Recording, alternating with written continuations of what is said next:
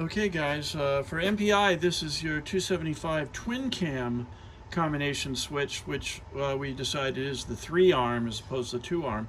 And of course incorporated into this switch is the wiper arm, which is the one sole and single out there to the other side. And we have it hooked up now, and we will of course give you this diagram exactly to a 6WA Lucas wiper motor. And we have a little flag on here. Go ahead and let's show them the flag operate. So here's your wiper. Slow speed. At slow speed, and he has selected slow speed. Now go ahead and go high speed. And now we got it on high speed. And now all the way down to park. Okay. All right, now go ahead and do it. Run, and now, Yeah. and again. On, off.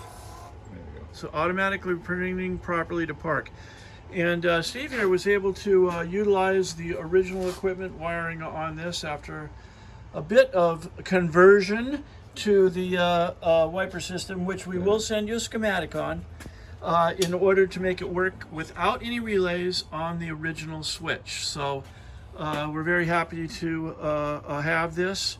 It did require a little bit of manipulation, but it all works. No relays, fast, slow, and park. So thank you for your time.